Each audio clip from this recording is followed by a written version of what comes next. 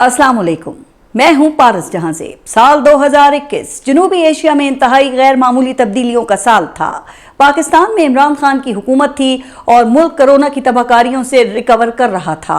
पाकिस्तान में अपोजिशन इंतहाई कमजोर थी और इमरान खान की हुकूमत को इदारों की मुकम्मल मदद हासिल थी कि अचानक पाकिस्तान की मगरबी सरहद पर गैर मामूली हलचल हुई। अमरीका दोहा मुआहदे के बाद अफगानिस्तान से निकलने की तैयारी कर ही रहा था कि अशरफ गनी की हुकूमत लड़खड़ाने लगी और तालिबान ने अफगानिस्तान के बड़े शहरों पर कब्जे शुरू कर दिए और अगस्त के दूसरे हफ्ते में ही तालिबान काबुल के दरवाजे तक पहुंच गए। पाकिस्तान में इस गैर मामूली सूरत हाल को बहुत नजदीक से देखा जा रहा था। 14 अगस्त 2021 को पाकिस्तान में 74वां जश्न आज़ादी मनाया गया और 15 अगस्त 2021 को अफगानिस्तान में वो हो गया जिसका कोई तसव्वुर भी नहीं कर रहा था। हजारों की तादाद में तालिबान जंगजू काबुल में दाखिल होकर अहम इमारतों पर काबिज हो गए। अमरीका की जानिब से अरबों डॉलर लगाकर खड़ी की गई अफगानिस्तान की सरकारी अफवाज और सिक्योरिटी फोर्सेस जैसे कहीं गायब हो गई। पूरा शहर खाली हो गया। अमरीका समेत दुनिया भर के मुमालिक ने अपने शहरियों और अमले को अफगानिस्तान से निकालना शुरू कर दिया। अफगान अवाम अमरीकी जहाजों से लटक कर मुल्क से निकलने की कोशिश करने लगे। इस्लामाबाद एयरपोर्ट पर अमरीकी फौजियों और अमले का रश लग गया। पूरी दुनिया में हेडलाइंस चल पड़ी कि अफगानिस्तान पर तालिबान का कब्जा हो गया है। कई अजला में सरकारी अफवाज ने बगैर लड़े हथियार डाल दिए, जबकि कई इलाकों में जहां लड़ाई छिड़ गई वहां से सैकड़ों शहरी अपना घर बार छोड़कर अफरा तफरी में कई किलोमीटर पैदल सफर करते देखे गए। इस खबर को इब्तिदा में पाकिस्तान की स्ट्रेटेजिक फतह के तौर पर देखा गया और भारत समेत पाकिस्तान के दुश्मन मुमालिक में सफ़े मातम बिछ गई, क्योंकि इन तमाम मुमालिक ने अशरफ गनी की हुकूमत पर अरबों डॉलर की सरमायाकारी कर रखी थी। ये वही वक्त था जब ख्वाजा आसिफ ने एक्स पर अपना मशहूर जमाना ट्वीट किया कि ताकतें तुम्हारी हैं और खुदा हमारा है। यानी कि पाकिस्तान के सियासी हलकों में भी इस खबर को एक फतह के तौर पर ही लिया गया। बहरहाल अफगानिस्तान में एक इनकलाब आ चुका, लेकिन असल खबर वो अभी आनी थी। अभी तालिबान के टेक ओवर को सिर्फ चंद रोज ही गुजरे थे कि 4 सितंबर 2021 को काबुल के सरीना होटल में एक शख्सियत चाय का कप उठाए गुफ्तगू करती हुई देखी गई। ये मंजर देखते ही इंटरनेशनल मीडिया उस शख्सियत की तरफ लपका और सवालात की बौछार कर दी। शायद ये खुफिया दौरा था और उस शख्सियत को भी उम्मीद नहीं थी कि वो काबुल जैसे शहर में बैनुल अक़वामी मीडिया की नजरों में आ जाएंगे। शुरू में वो परेशान हुए, लेकिन फिर खुद को संभालते हुए चंद अल्फाज कहे जो इंटरनेशनल हेडलाइन बन गए। उन्होंने कहा, don't worry, everything will be okay. जी हां, आप समझ गए होंगे कि ये उस वक्त के ताकतवर तरीन DGISI जनरल फैज हमीद थे। पाकिस्तान में अक्सर DGISI का ओहदा आर्मी चीफ से ज्यादा ताकतवर समझा जाता है। यही वजह है कि जनरल हमीद गुल से लेकर जनरल फैज हमीद तक मुतअद्दिद DGISI आर्मी चीफ से ज्यादा खबरों में रहे, लेकिन उनमें से कोई भी उस वक्त के वजीर आजम का ज्यादा पसंदीदा नहीं था। जनरल फैज हमीद वो वाहिद DGISI थे जिन्हें उस वक्त के आर्मी चीफ और वजीर आजम दोनों का मुकम्मल एतमाद हासिल था और जनरल फैज हमीद पाकिस्तान के वो वाहिद DGISI हैं जिनको फील्ड जनरल कोर्ट मार्शल करके उन्हें 14 साल कैदे बामुशक्कत सुनाई गई। लेकिन जनरल रिटायर्ड फैज हमीद हैं कौन और मुल्क के ताकतवर तरीन इदारे का सरबराह होने के बाद नौबत उनके फील्ड जनरल कोर्ट मार्शल तक क्यों पहुंची? जनरल फैज हमीद ने वो क्या गलतियां की जो अगर वो ना करते तो शायद आज भी एक आजाद रिटायर्ड लाइफ बसर कर रहे होते। तो आइए आज की इस वीडियो में जनरल फैज हमीद की जिंदगी पे नजर डालते हैं। जनरल रिटायर्ड फैज हमीद का ताल्लुक पाकिस्तान के जिले चकवाल से है। ये वही इलाका है जिसने पाक फौज को सबसे ज्यादा कमीशन्ड अफसरान और जवान दिए। 1965 की जंग में दाद शुजात देने वाले और पाकिस्तान एयरफोर्स को जदीद तरीन एयरफोर्स की शक्ल देने वाले पाकिस्तान के नामवर एयर मार्शल नूर खान का ताल्लुक भी जिले चकवाल से था। वही नूर खान जिनके नाम पर रावलपिंडी की मशहूर नूर खान एयरबेस भी है। भारत की जानिब से मार्का हक और ऑपरेशन सिंदूर के दौरान इस एयरबेस को तबाह करने का मजा का खेज दावा किया गया और फिर पूरी दुनिया ने अमरीकी और ईरानी वफूद को मुज़ाकरात के लिए इसी एयरबेस पर लैंड और टेक ऑफ करते हुए भी देखा। खैर, जनरल फैज हमीद चकवाल के करीब एक गांव लतीफाल में पैदा हुए और उन्होंने पाकिस्तान मिलिट्री एकेडमी से पास आउट होने के बाद 1987 में पाक फौज की बलोच रेजिमेंट में कमीशन हासिल किया। साबिक army chiefs general Ashfaq Parvez Kayani और जनरल कमर जावेद बाजवा के अलावा मौजूदा DGISI lieutenant general Asim Malik का ताल्लुक भी इसी बलोच रेजिमेंट से है। जनरल जनरल फैज हमीद एक तवील करियर के हामिल हैं। वो आहिस्ता आहिस्ता तरक्की करते करते ब्रिगेडियर और फिर 2015 में मेजर जनरल बन गए। सन 2006 में मुस्लिम लीग नून और पाकिस्तान पीपल्स पार्टी के दरमियान मीसाक जमहूरियत और सन 2008 में जनरल परवेज मुशर्रफ की इक़्तिदार से माजूली के बाद पाकिस्तान की एस्टेब्लिशमेंट बहुत कमजोर हो चुकी थी और मुस्लिम लीग नून और पाकिस्तान पीपल्स पार्टी के दरमियान एक मजबूत सियासी इत्तेहाद कायम हो गया था। उसी दौर में 18वीं तरमीम भी हुई, जिसमें आइन के 104 आर्टिकल्स में तरमीम करके सूबाई खुद मुख्तारी, 17वीं तरमीम का खात्मा करके 58 टूबी समेत सदर के कई इख्तियारात पार्लियामेंट को मुंतकिल कर दिए गए। पाकिस्तान की फौजी एस्टेब्लिशमेंट इन तरमीम से खुश नहीं थी, लेकिन मसला ये था कि उस वक्त पाकिस्तान में मुस्लिम लीग नून और पाकिस्तान पीपल्स पार्टी का कोई मुतबादिल ही नहीं था जो एस्टेब्लिशमेंट की मदद कर सके। लिहाजा एस्टेब्लिशमेंट किसी तीसरी कुव्वत की तलाश में थी और ये मैं अपनी पिछली इन वीडियोस में भी बता चुकी हूं कि जनरल शुजा पाशा और जनरल जहीरुल इस्लाम के बाद एस्टेब्लिशमेंट ने अपना हाथ पाकिस्तान तहरीक इंसाफ के सर पर रखने का फैसला किया था। 2013 में मुस्लिम लीग नून की हुकूमत कायम हुई और मियां मोहम्मद नवाज शरीफ तीसरी मर्तबा मुल्क के वजीर आजम बन गए, जबकि इमरान खान ने धांधली के इल्जामात आयद करते हुए मुल्क गिर एहतजाज और धरनों का सिलसिला शुरू कर दिया था। मियां मोहम्मद नवाज शरीफ की हुकूमत कमजोर होने लगी और फिर उन्होंने अपनी जिंदगी का वो फैसला किया जिसने न सिर्फ मुस्लिम लीग नून और पीटीआई बल्कि पाकिस्तान की तारीख में अनमिट गहरे स्याह नुकूश छोड़ दिए।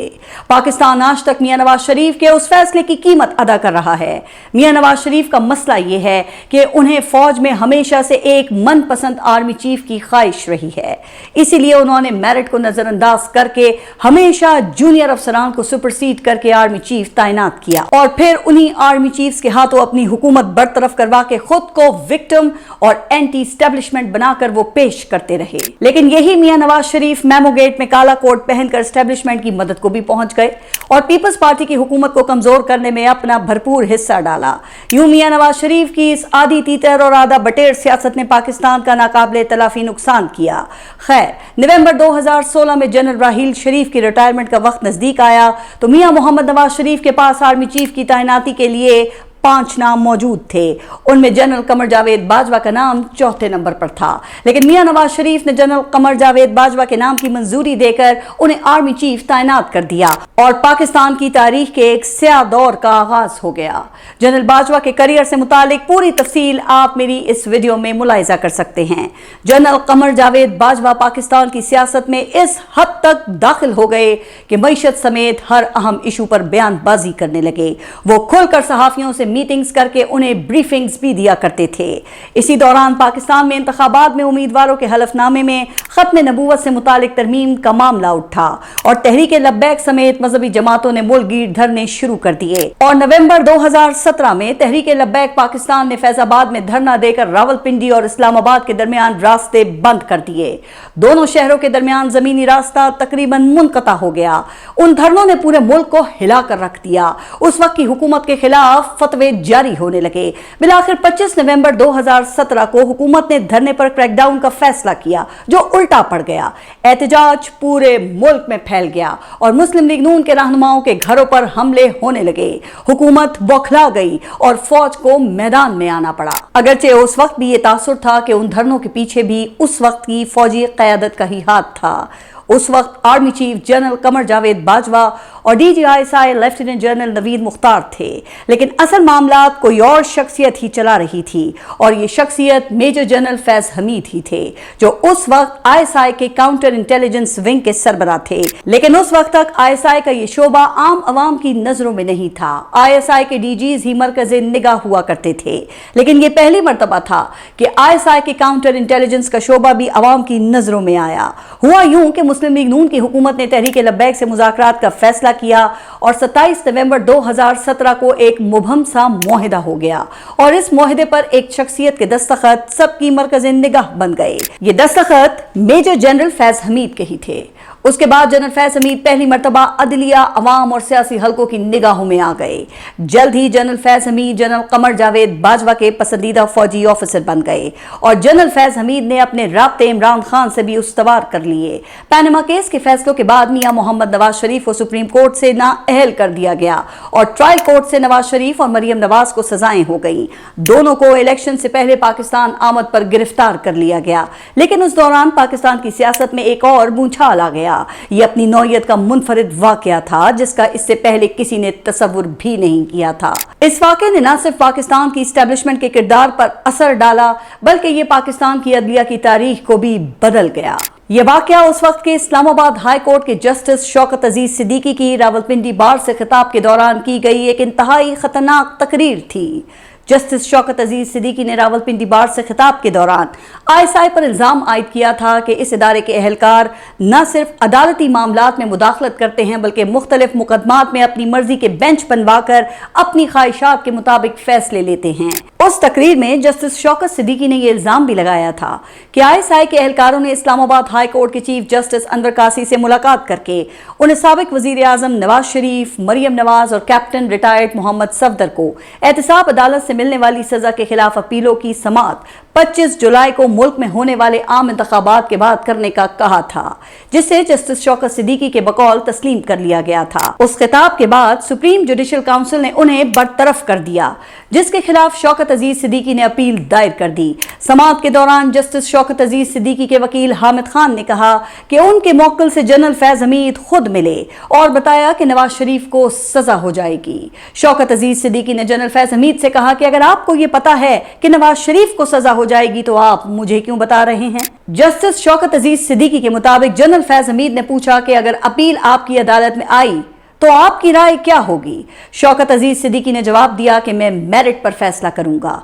जनरल फैज हमीद ने कहा कि इस तरह तो हमारी 2 साल की मेहनत जाया हो जाएगी और यूं जनरल फैज हमीद सबकी नजरों में आ गए। वो किसी की आंख का तारा बन गए और किसी की नजरों का विलन बन गए।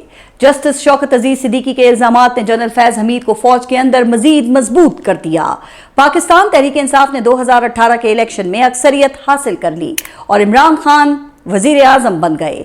इस दौरान इमरान खान के फौजी क़यादत से ताल्लुकात बेहतरीन थे और lieutenant general Syed Asim Munir DG/ISI बन चुके थे। जनरल आसिम मुनीर के इमरान खान से इख्तिलाफात कब और क्यों शुरू हुए और इमरान खान ने जनरल आसिम मुनीर को DG/ISI के ओहदे से क्यों हटाया, ये तमाम तफसील आप मेरी इस वीडियो में मुलाहिजा कर सकते हैं।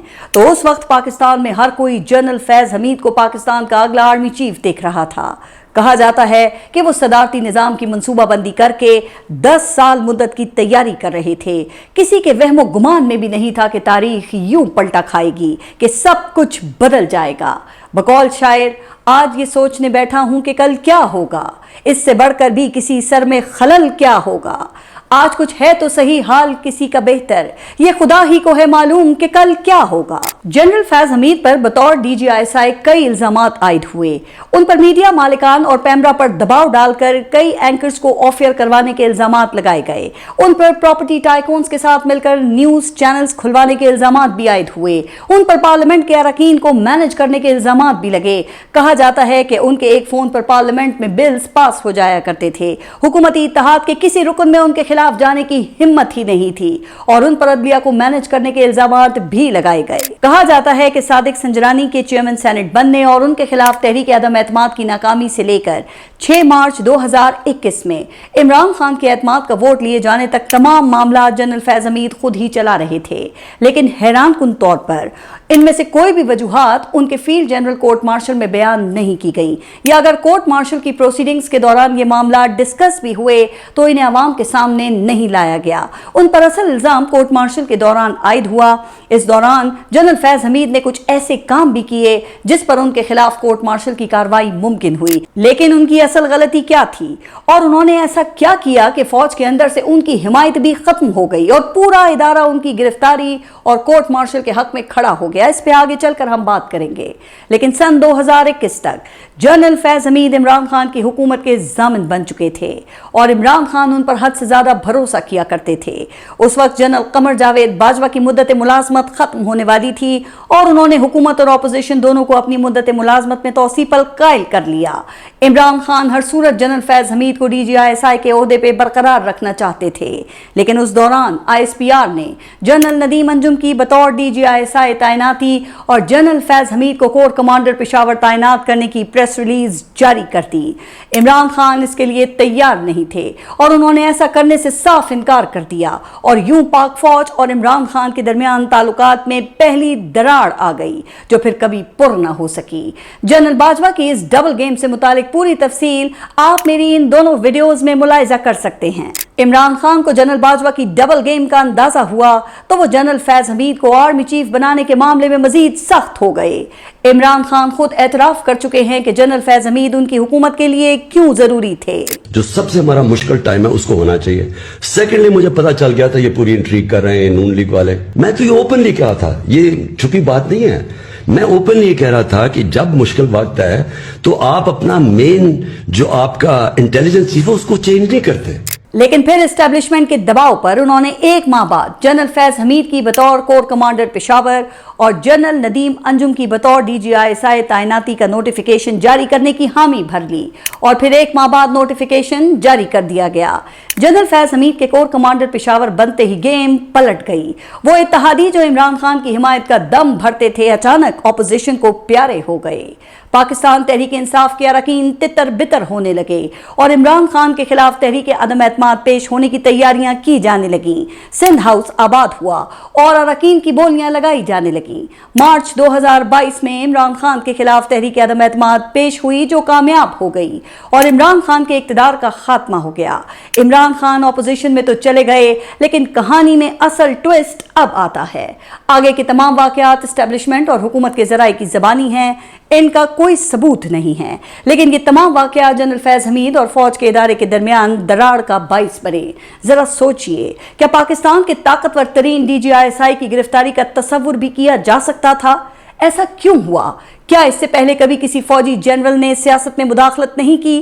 क्या माजी के तमाम आर्मी चीफ्स और ISI के DGs गैर सियासी थे? क्या जब एक हाउसिंग सोसाइटी के मालिकान से पैसे और सोना और जवाहिरात वसूल किए गए तो जनरल कमर जावेद बाजवा लाइल्म होंगे?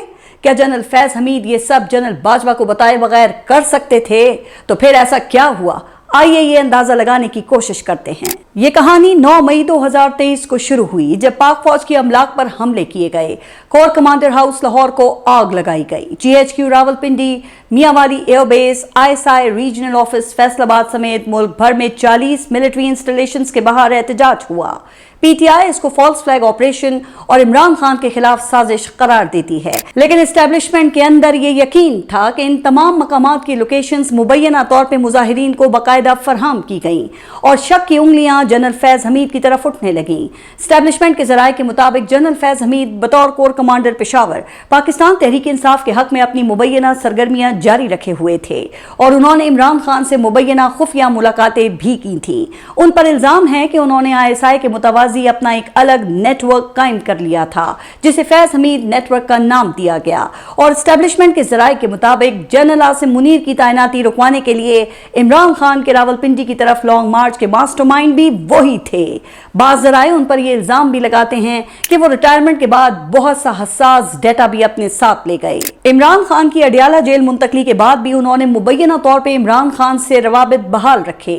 वो इमरान खान और पार्टी के दरमियान एक राब्ताकार बन गए और सीनियर सहाफी हामिद मीर के मुताबिक एक ऐसा वक्त आया कि PTI को जनरल फैज हमीद ही चलाने लगे और खुद PTI और इमरान खान से मुखलिस और वफादार लोग जनरल फैज हमीद के हाथों यरगमाल बन गए।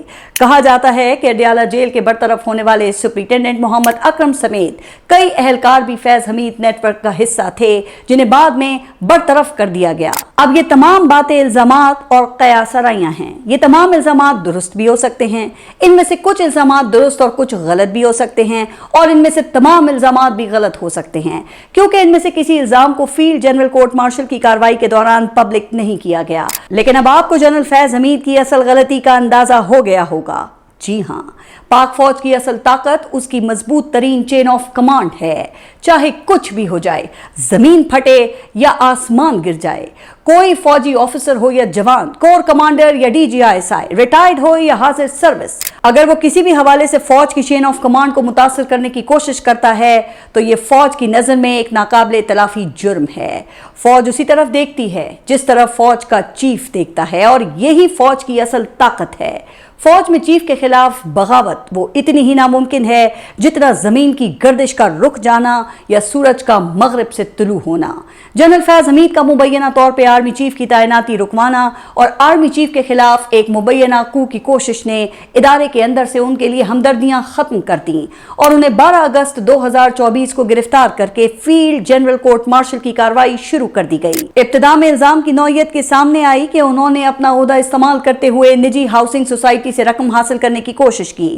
کہا جاتا ہے کہ جنرل فیض حمید کے خلاف کیس ہاؤسنگ سوسائٹی کے موجودہ CEO کی طرف سے سپریم کورٹ میں دائر کردہ درخواست کی بنیاد پر قائم ہوا۔ درخواست میں کہا گیا تھا کہ 12 مئی 2017 کو پاکستان رینجرز اور ISI کے اہلکاروں نے دہشت گردی کے ایک مبینہ کیس کے حوالے سے ہاؤسنگ پروجیکٹ کے دفتر اور اس کے مالک کی رہائش گاہ پر چھاپا مارا اور سونا، ہیرے جواہرات، رقم اور دیگر قیمتی سامان قبضے میں لے لیا۔ جنرل فیض حمید کو 15 ماہ کی فیلڈ جنرل کورٹ مارشل کی کارروائی کے بعد 14 برس قید کی سزا سنائی گئی۔ ISPR کے مطابق جنرل فیض حمید پر 4 الزامات عائد کیے گئے جو سیاسی سرگرمیوں میں ملوث ہونے، آفیشل سیکرٹ ایکٹ کی خلاف ورزی، اختیارات اور حکومتی وسائل کا غلط استعمال اور افراد کو نقصان پہنچانے سے متعلق تھے۔ اگرچہ ان تمام الزامات کی تفصیل پبلک نہیں کی گئی، لیکن میرے خیال سے یہ وہی الزامات تھے جن کا ذکر میں پہلے کر چکی ہوں۔ اب میں فیصلہ آپ پر چھوڑتی ہوں، کیا جنرل فیض حمید کا کورٹ مارشل کافی ہے یا اس وقت کے آرمی چیف جن کی ناک کے نیچے یہ سب کیا جا رہا تھا وہ بھی برابر کے ذمہ دار ہیں؟ کیا جنرل فیض حمید کی اصل غلطی چین آف کمانڈ کی خلاف ورزی، اسٹیبلشمنٹ کی منشا کے خلاف سیاسی سرگرمیاں، مبینہ نیٹ ورک اور حساس ڈیٹا اپنے ساتھ لے کر جانا ہی ہے؟ کیا جنرل فیض حمید کی گرفتاری نے ایک بہت بڑا پریسیڈنٹ سیٹ کر دیا ہے؟ اگر جنرل فیض حمید یہ سب نہ کرتے تو آج کہاں ہوتے؟ کیا جنرل فیض حمید نے مس کیلکولیشن کی یا وہ خود مس گائیڈ ہو گئے؟ کیا پاکستان تحریک انصاف نے ان سے اعلان لا تعلقی کر کے درست کیا اور ان کو تاریخ میں کس طرح یاد رکھا جائے گا؟ آپ اپنے کامنٹس میں رائے کا اظہار ضرور کیجیے گا۔ اللہ حافظ۔